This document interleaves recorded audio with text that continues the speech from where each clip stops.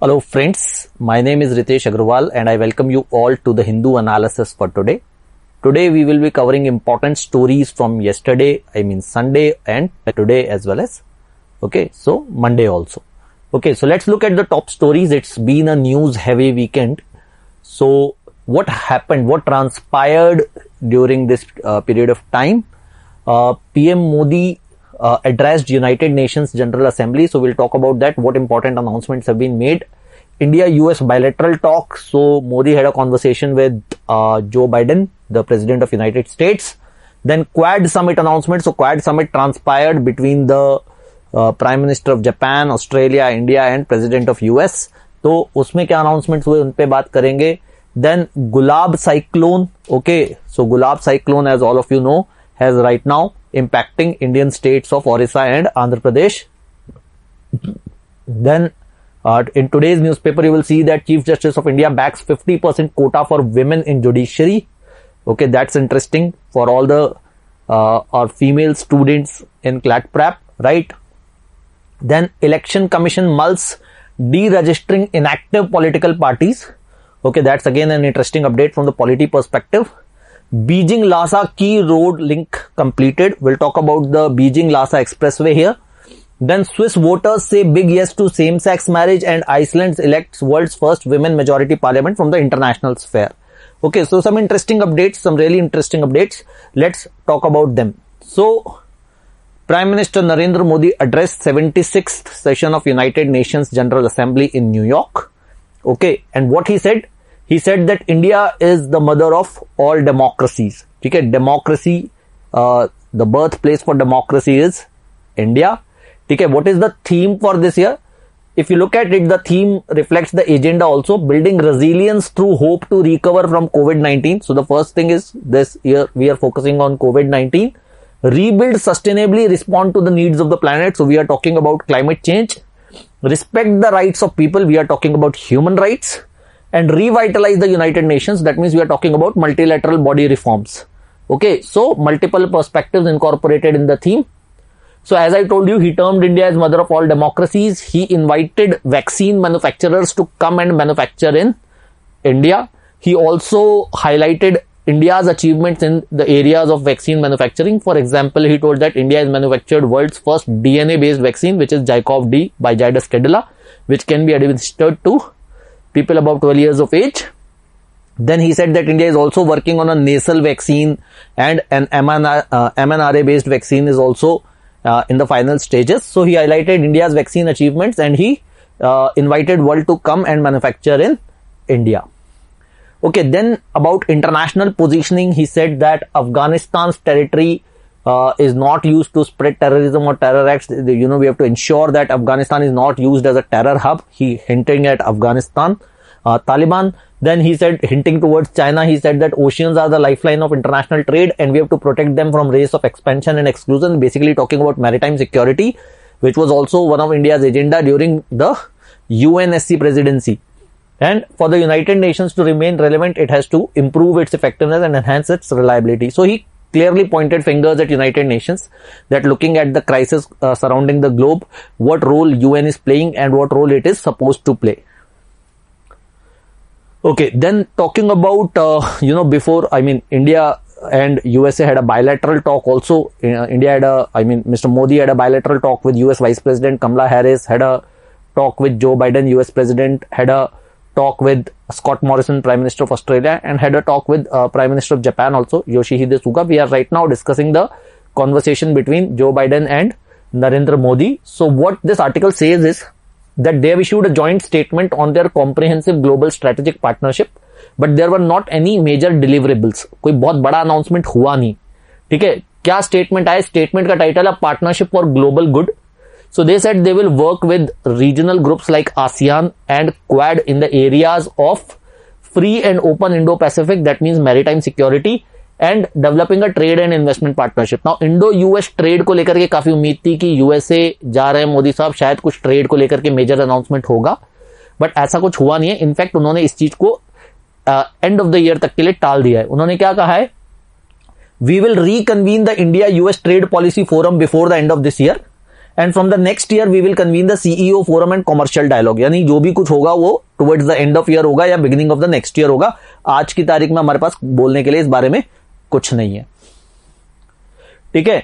हाँ, इंडिया और south Africa का जो इनिशिएटिव है जिसमें उन्होंने कहा कि कोविड-19 वैक्सीन को इंटेलेक्चुअल प्रॉपर्टी राइट से बाहर रखा जाए, ट्रिप्स से बाहर रखा जाए, उसको यूएस सपोर्ट करता है, ये जरूर बात हुई। और टेररिज्म में दोनों एक कॉमन ग्राउंड शेयर करते हैं, ठीक है, वो भी एक थोड़ी बात इस बारे में हुई, ठीक है। But as I told you, कोई मेजर डिलीवरेबल, कोई मेजर फैक्ट जो हम याद करके रखें, ऐसा कुछ इंपॉर्टेंट अनाउंसमेंट नहीं हुआ, ठीक है। हाँ, लेकिन क्वाड समिट में काफी सारे इंपॉर्टेंट अनाउंसमेंट्स हुए।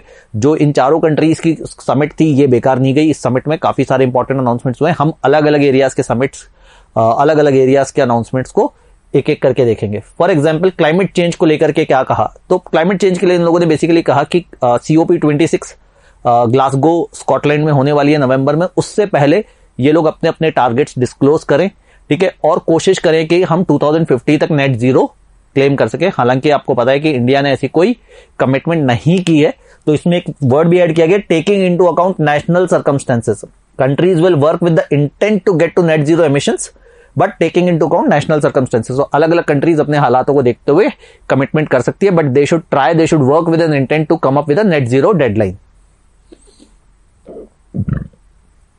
अच्छा, फिर ग्लोबल पोजीशनिंग को लेकर के इन्होंने कहा अफगानिस्तान को लेकर के उनकी कॉमन इकोनॉमिक, ह्यूमैनिटेरियन और काउंटर टेररिज्म पॉलिसी होनी चाहिए। तो उन्होंने कहा कि हम अफगानिस्तान को लेकर के कॉमन पॉलिसी बनाएं, ठीक है, क्योंकि Afghanistan should not emerge as a terror, not emerge as a threat for regional security, ठीक है। तो कॉमन डिप्लोमेटिक, इकोनॉमिक और ह्यूमन राइट्स पॉलिसीज होनी चाहिए, ठीक है। इसके अलावा इन्होंने सपोर्ट किया जो यूरोप की इंडो पैसिफिक पॉलिसी थी। देखो ये आप पढ़ सकते हो, सितंबर 16 के आसपास यूरोप की इंडो पैसिफिक स्ट्रेटेजी आई थी, जिसमें यूरोप ने अपने इन्फ्लुएंस को इंडो पैसिफिक एरिया में बढ़ाने की बात की थी कि यूरोपियन प्रेजेंस जो है वो बढ़ाई जाए, क्योंकि इंडो पैसिफिक काफी तेजी से उभर रहा है और यूरोपियन इंटरेस्ट को ध्यान में रखते हुए यूरोपियन इन्फ्लुएंस जो है वो इंडो पैसिफिक एरिया में बढ़ना चाहिए, ठीक है। तो बहुत, अगर आप थोड़ा सा इसको गूगल पे टाइप करोगे, बकायदा PDF फाइल निकल करके आ जाएगी, आप आराम से उसको पढ़ सकते हो। Quad called on North Korea to engage in substantive dialogue and for an end to the violence in Myanmar, ठीक है। इसके अलावा नॉर्थ कोरिया को भी उन्होंने कहा कि आप डायलॉग में आए, ठीक है, दुनिया की शांति के लिए आपका शांत रहना जरूरी है। दूसरी बात, म्यांमार में भी जो वायलेंस हो रही है वहां पर डिटेनीज, पॉलिटिकल डिटेनीज हो, फॉरेन डिटेनीज हो, उनको भी रिलीज करने को लेकर के बात हुई। तो उन्होंने कहा कि म्यांमार में भी वायलेंस खत्म होनी चाहिए। अच्छा, वैक्सीन को लेकर के बड़े इंपॉर्टेंट अनाउंसमेंट हुए। उन्होंने क्या कहा कि एक तो इंडिया का जो डिसीजन है कोवैक्स इनिशिएटिव के तहत वैक्सीन एक्सपोर्ट को दोबारा शुरू करने का, जिसे इंडिया ने वैक्सीन मैत्री भी कहा है, इसके इनिशिएटिव की सराहना हुई। उसके अलावा India will manufacture 1 billion vaccine by the end of 2022। तो हिंदुस्तान इतनी वैक्सीन बनाकर देगा। उसके अलावा क्वाड ग्रुप 1.2 बिलियन वैक्सीन और बनाएगा, जिनमें से 1.1 बिलियन सिर्फ यूएसए बना रहा है, ठीक है। तो दुनिया भर में वैक्सीन सप्लाई को लेकर के क्वाड एक बहुत इंपॉर्टेंट रोल प्ले करेगा। इसके अलावा ग्रुप एक टेबल टॉप एक्सरसाइज, एक प्रिपरेशन एक्सरसाइज भी 2022 तक करेगा फॉर पेंडेमिक, ठीक है। इसके अलावा इन्होंने कहा कि जॉनसन एंड जॉनसन, जो कि इंडिया की कंपनी नहीं है, इसके साथ इंडिया की एक कंपनी है बायोलॉजिकल ई लिमिटेड, हैदराबाद बेस्ड कंपनी है, हमने पहले भी बात की थी, ठीक है। तो इसका टाई अप हुआ है। Biological E limited will manufacture Johnson and Johnson vaccine and will supply 8 million doses by the end of October. तो ऐसा भी इंडिया ने अनाउंस किया। अब इंफ्रास्ट्रक्चर को लेकर के एक इंपॉर्टेंट पार्टनरशिप उन्होंने अनाउंस की। उन्होंने कहा कि इन चारों कंट्रीज के रीजन्स में इंफ्रास्ट्रक्चर गैप्स को निकाला जाएगा और these countries will help in providing technical assistance and evaluation tools for infrastructure related projects, ठीक है। तो ये पार्टनरशिप करेगा ब्लू डॉट नेटवर्क के साथ। अब ब्लू डॉट नेटवर्क क्या है? ये यूएसए, जापान और ऑस्ट्रेलिया के बीच का एक एग्रीमेंट है, जो कि चाइना के बेल्ट एंड रोड इनिशिएटिव के जवाब में उन्होंने बनाया है, ठीक है। तो ब्लू डॉट नेटवर्क के साथ अब ये कंट्रीज भी अपनी पार्टनरशिप करेंगी, तो ये थोड़ा नेटवर्क बड़ा हो गया है, ठीक है। और आगे बात करते हैं। देखो टेक्नोलॉजी में क्या अपडेट है। देखो टेक्नोलॉजी में उन्होंने कहा है कि 5G की फील्ड में काफी इंपॉर्टेंट अनाउंसमेंट किया कि ये सारी कंट्रीज मिलकर के 5G डाइवर्सिफिकेशन और 5G डिप्लॉयमेंट टेक्नोलॉजी पे काम करेंगी। इसके अलावा सेमीकंडक्टर्स की सप्लाई इंश्योर करने के लिए उस प्रोजेक्ट पे काम किया जाएगा। इसके अलावा आर्टिफिशियल इंटेलिजेंस और ऑटोमेशन पर भी ये कंट्रीज काम करेगी। देखो जो मेजर अनाउंसमेंट्स हैं, setting up a new critical and emerging technologies working group focusing on technical standards, 5G diversification and deployment, and technology supply chains. They will also establish contact groups on advanced communications and artificial intelligence, and they will also launch a semiconductor supply chain initiatives. तो largely जो quad group है वो किन focus areas पे काम कर रहा है? 5G, सप्लाई चेन, सेमीकंडक्टर्स और advance communication and artificial intelligence. ठीक है, चलिए अब साइक्लोन गुलाब के बारे में बात करते हैं. तो साइक्लोन गुलाब को लेकर के अलर्ट आया, फिर अब तक तो वो कोस्ट से इंपैक्ट करना शुरू कर दिया है. तो गुलाब जो साइक्लोन है ये बेसिकली ओडिशा और आंध्र प्रदेश को परेशान करने वाला है. बे ऑफ बंगाल में ये जनरेट हुआ है. और देखो कुछ इंटरेस्टिंग बातें मैं आपको बताता हूं. गुलाब जो नाम दिया गया ये पाकिस्तान ने दिया है, और इसका हम गुलाब बोल रहे हैं, बस इसका वैसे प्रोनाउंसिएशन है गुल-आब. ठीक है, अब क्या होता है कि आपने देखा होगा कि साइक्लोन्स के अलग अलग नाम होते हैं, यास, टॉकटे, गुलाब. ठीक है, ऐसे अलग अलग नाम होते हैं. तो ये नाम कहां से आते हैं? तो इसके लिए एक पूरा सिस्टम है. ठीक है, थोड़ा सा इसका अगर हम बैकग्राउंड सर्च करें तो इसका एक पूरा सिस्टम है. इसका सिस्टम यह है कि WMO वर्ल्ड मेटीरियोलॉजिकल ऑर्गेनाइजेशन के एक साथ में एक ग्रुप बनाया गया, और WMO एस्कैप. ठीक है, which is world meteorological organization, united nations economic and social commission for Asia and Pacific. इस ग्रुप में 8 मेंबर्स थे. India, Pakistan, Sri Lanka, Bangladesh, Myanmar, Oman, Maldives और थाईलैंड. और बाद में चल के 5 और मेंबर्स ऐड हुए. ठीक है, 5 जो है मिडिल ईस्ट से मेंबर्स ऐड हुए, Iran, Qatar, Saudi Arabia, UAE और यमन. ठीक है, इन 13 मेंबर्स ने कहा कि इस रीजन में जो भी साइक्लोन्स आते हैं उनके नाम ये देंगे. तो 13 कंट्रीज ने 13 नाम दिए, यानी टोटल कितने हो गए? 169 नेम्स. ठीक है, तो बकायदा जो है एक के बाद एक का नंबर आता जाता है, और वो साइक्लोन जो है वो फिर उस कंट्री के दिए गए नाम से जाना जाता है. साइक्लोन की नेमिंग क्यों जरूरी है? कि पहले वो ना नंबर से जाने जाते थे, उसको याद रखना मीडिया वालों के लिए, आम आदमी के लिए मुश्किल होता था, स्कीम्स के लिए मुश्किल होता था. तो फिर उन्होंने कहा कि हम एक नाम देंगे. तो इंडिया की तरफ से भी 13 नाम दिए गए. तो अब ये जो साइक्लोन है गुलाब, ये नाम जो दिया ये पाकिस्तान ने दिया. ठीक है, अच्छा चलो देखो अब आज की न्यूज़पेपर में बड़ा इंटरेस्टिंग अपडेट था. जो हमारे चीफ जस्टिस ऑफ इंडिया है NV रमन्ना, इन्होंने कहा है कि जुडिशियरी में 50% रिजर्वेशन होना चाहिए वुमेन के लिए, 50% रिप्रेजेंटेशन वुमेन का होना चाहिए. कम से कम 50% जो जुडिशियरी में लोग हैं वो they should belong to feminine gender. अब उन्होंने ऐसा क्यों कहा है? उन्होंने कहा है क्योंकि आज की तारीख में जुडिशियरी में वुमेन का रिप्रेजेंटेशन बहुत कम है. कुछ फैक्ट्स यहां पे दिए उन्होंने, जैसे सिर्फ सबऑर्डिनेट जुडिशियरी में देखा जाए तो सिर्फ 30% वुमेन है, हाई कोर्ट में 11.5% है, सुप्रीम कोर्ट में 12% है, एडवोकेट्स में देखा जाए तो सिर्फ 15% विमेन है. ठीक है, स्टेट बार काउंसिल्स में 2% है, और बार काउंसिल ऑफ इंडिया में तो कोई है ही नहीं. तो ऑब्वियसली जब इतने बुरे हालात है जेंडर रेशो के, तो जो है जुडिशियरी में ज्यादा विमेन को होना चाहिए, ज्यादा गर्ल्स को होना चाहिए, ज्यादा फेमिनिन जेंडर को रिप्रेजेंटेशन मिलना चाहिए. और उन्होंने कहा इसकी शुरुआत कहां से होनी चाहिए? ये आप लोगों के लिए बड़ा इंटरेस्टिंग पॉइंट है. उन्होंने कहा इसकी शुरुआत होनी चाहिए NLU से. उन्होंने कहा we have to increase gender diversity in legal education. उन्होंने कहा ज्यादा विमेन या ज्यादा फीमेल्स लॉ पढ़ेंगी तभी तो ज्यादा फीमेल्स जो हैं वो जुडिशियरी ज्वाइन करेंगी या लीगल सिस्टम ज्वाइन करेंगी. So he says that I strongly advocate reservation of a significant percentage of seats in law schools and universities for women as a first step. तो उन्होंने कहा सबसे पहले तो यहां रिजर्वेशन होना चाहिए. ठीक है, तो उन्होंने कहा कि, और एक और बात उन्होंने कही है कि इंक्लूजन ऑफ विमेन जजेस and lawyers will improve the quality of justice delivery. ऐसा वो मानते हैं कि क्वालिटी ऑफ जस्टिस डिलीवरी काफी इंप्रूव हो जाएगा अगर if you have more women in legal workplace. तो that's again a very interesting observation. अब देखो, election commission mulls deregistering inactive political parties. तो इलेक्शन कमीशन ने अभी क्या है, रजिस्टर्ड पॉलिटिकल पार्टीज की लिस्ट जारी की थी, और उसमें उन्होंने देखा कि बहुत सारी पॉलिटिकल पार्टीज ऐसी हैं जो इनएक्टिव है, यानी वो इलेक्शन कंटेस्ट ही नहीं कर रही है. ठीक है, उनका कोई काम हो ही नहीं रहा है, बस उन्होंने खुद को इलेक्शन कमीशन के साथ रजिस्टर करवाया हुआ है. तो उन्होंने अभी ये पावर मांगी है कि हम ऐसी पॉलिटिकल पार्टीज को डी रजिस्टर कर दें. ठीक है, so election commission has raised concern over the possible misuse of income tax exemption by parties that do not contest elections. तो उन्होंने कहा कि इनकम टैक्स एग्जेम्पशन क्लेम करने के लिए इन्होंने पॉलिटिकल पार्टी बना ली है और ये कोई एक्टिविटी कर नहीं रहे हैं, तो इनको डी रजिस्टर करना चाहिए. Panel has sought the power to deregister inactive parties. इन्होंने कुछ स्टैटिस्टिक्स भी जारी किए. उन्होंने कहा कि इस समय हिंदुस्तान में 8 नेशनल रिकॉग्नाइज्ड पार्टीज है, Trinamool Congress, BSP, BJP, Congress, CPI, CPIM and NCP.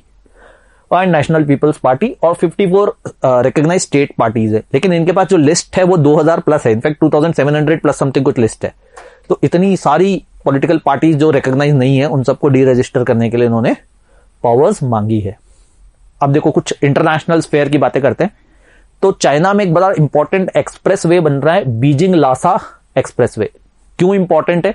क्योंकि ये चाइना को तिब्बत से कनेक्ट करता है, और तिब्बत से कनेक्ट करने का मतलब है इंडिया के बॉर्डर के पास लेकर आता है। ठीक है, तो बीजिंग लासा एक्सप्रेस वे को वहां का मीडिया कहता है ये दुनिया का हाईएस्ट एक्सप्रेस वे है, 4500 किलोमीटर का एल्टीट्यूड पे बना है, और GS6 इसका नाम है, GS6 Beijing Lhasa expressway. China के 7 शहरों से होकर गुजरता है, और इसका एक सेक्शन है जिसका काम अभी कंप्लीट हुआ है, जिसे लासा नाक्कू सेक्शन कहते हैं। The section is from Lhasa to Nagqu. ठीक है, 295 किलोमीटर का सेक्शन है जिसपे काम चल रहा था, जो अभी कंप्लीट हो गया। ठीक है, it connects the PLA's people liberation army central theatre command with the western theatre command. तो देखो मैंने थिएटर कमांड्स के बारे में बात की थी जब हमने चीफ ऑफ डिफेंस स्टाफ वाला वीडियो किया था, अगर आपको याद हो तो China works on this theatre command principle, जिसमें हर ज्योग्राफिकल रीजन में अलग उनकी थिएटर कमांड्स है, जहां आर्मी, नेवी, एयरफोर्स तीनों तैनात हैं। तो इंडियन बॉर्डर पे जो थिएटर कमांड है उसका नाम है वेस्टर्न थिएटर कमांड। अब जो हमारे CDS है उनको भी काम दिया गया कि आप इंटीग्रेटेड थिएटर कमांड्स बनाएं। ठीक है, चाइना बॉर्डर पे अलग हो, पाकिस्तान अलग हो, ताकि हम 2 फ्रंट वॉर भी अगर हो जाए तो हम उसे फेस कर सकें। ठीक है, तो एनीवेज तो ये जो है ये आपको चाइना के सेंटर को सीधे इंडिया के बॉर्डर से कनेक्ट करता है। Completed expressway will pass through 7 cities. 7 cities के नाम भी यहां दिए हैं, Beijing, Hebei, inner Mongolia, Ningxia, Gansu, Qinghai and Lhasa. ठीक है, चाइना ने इससे पहले एक हाई स्पीड बुलेट ट्रेन भी लॉन्च की थी जून में। ठीक है, which connected Lhasa to Nyingchi. ठीक है, again that was again a very important step in terms of providing connectivity, और अब ये एक्सप्रेसवे भी कंप्लीशन के कगार पर है। अच्छा, अब देखो स्विट्जरलैंड से एक न्यूज देखते हैं। स्विट्जरलैंड में भी एक रेफरेंडम हुआ जिसमें गे राइट्स को लेकर के एक रेफरेंडम हुआ, इलेक्शन हुआ। उसमें उन्होंने कहा क्या सेम सेक्स मैरिज अलाउ करें, तो ज्यादातर स्विस पॉपुलेशन ने इसमें यस वोट किया है, which is again a liberal kind of a outlook, और ये स्विट्जरलैंड में काम हो गया है, सेम सेक्स मैरिज अलाउ कर दी गई है। ठीक है, 2/3 of Swiss voters backed this. It is a historic day for gay rights in Switzerland, और स्विट्जरलैंड ऑलमोस्ट यूरोप में ज्यादातर कंट्रीज में हो गया था, अलाउ हो गया था, स्विट्जरलैंड थोड़ी बची हुई थी। ठीक है, स्विट्जरलैंड ने डीक्रिमिनलाइज्ड होमोसेक्सुअलिटी 1942। तो ऐसा नहीं है स्विट्जरलैंड में होमोसेक्सुअलिटी या being gay was a criminal offence, but हाँ सेम सेक्स मैरिज को अप्रूवल नहीं दे रहे थे वो लोग, उसे लीगल नहीं मान रहे थे। Now they have put this entire discussion to an end. एक और हिस्टोरिक डिसीजन इसी लाइंस पे हुआ आइसलैंड में। देखो Iceland became the first European country जहां पर there are more women than men in parliament, so that means they have a women majority in parliament. तो यूरोप में ये पहली कंट्री है, दुनिया में ये 6th कंट्री है। इससे पहले 5 और देश है पूरी दुनिया में जहां पर इस तरह का माहौल है, बट यूरोप में ये पहली कंट्री बनी आइसलैंड। ठीक है, interestingly Iceland was also the first country to elect a female president in 1980, as far back as at that point of time। ठीक है, तो आइसलैंड की पार्लियामेंट का क्या नाम है? एल्थिंग। तो एल्थिंग में अगर आप देखें तो 63 में से 33 सीट्स जो हैं देवर वन बाय वुमेन, यानी 52% जो है वो विमेन कैंडिडेट्स के पास है। यूरोपियन कंट्रीज में कोई ऐसी नहीं है जिसका 50% भी टच हुआ हो। स्विट्जरलैंड क्लोजेस्ट है 47% पे। ठीक है, इसके अलावा 5 देश और भी हैं जहां पर यूरोप से बाहर, जहां पर there are more women than man in the parliament. कौन से 5 देश हैं? इनमें रवांडा है, अफ्रीका, क्यूबा, निकारागुआ, मैक्सिको और UAE। ठीक है, ये 5 ऐसे देश हैं जहां पर there are more women candidates और almost equal women candidates than men. ठीक है, तो आइसलैंड के पास ऐसा कोई लीगल कोटा नहीं है पार्लियामेंट में कि इतने विमेन कैंडिडेट्स चुनना ही है, फिर भी ज्यादातर विमेन कैंडिडेट जीती है, which makes this more emphatic. ठीक है, it was also the first country to elect a women as president in 1980। ठीक है, तो ये तो हुई स्टोरीज की बात। देखो काफी सारी स्टोरीज था, काफी सारा अपडेट था, काफी सारा कंटेंट था आज। अब हम बात करते हैं Q&A सेक्शन पे, हमारे क्वेश्चंस एंड आंसर्स पे। तो कल मैंने जो हमारा लास्ट अपडेट था दैट मंथ सैटरडे, तो मैंने आपसे क्वेश्चन पूछा था ICMR के बारे में बात करते, क्योंकि ICMR ने नई क्लिनिकल गाइडलाइंस निकाली थी कोविड-19 ट्रीटमेंट के लिए, जिसमें उन्होंने कुछ ड्रग्स को ड्रॉप भी किया था, जैसे आइवरमेक्टिन को ड्रॉप कर दिया था, हाइड्रोक्लोरोक्वीन को ड्रॉप कर दिया था। तो मैंने आपसे पूछा था कि ICMR का फुल फॉर्म क्या है और ICMR के चीफ का क्या नाम है। तो आप लोगों ने, काफी लोगों ने सही जवाब दिया। Indian council of medical research is the real name, is the full name. और डायरेक्टर जनरल हैं बलराम भार्गव। अब आज एक क्वेश्चन पूछते हैं, देखो आज स्विट्जरलैंड में ऐसा हुआ कि सेम सेक्स मैरिज उन्होंने अलाउ की, तो मैं आपसे पूछना चाहता हूं which was the first country to allow same sex marriage. ठीक है, तो my question, I will repeat my question, which was the first country which allowed same sex marriage. Again आप अपने आंसर्स जो हैं वो कमेंट सेक्शन में post कर सकते हैं, and I will see to it and respond to it tomorrow with some new stories. Till then take care, good bye and keep reading.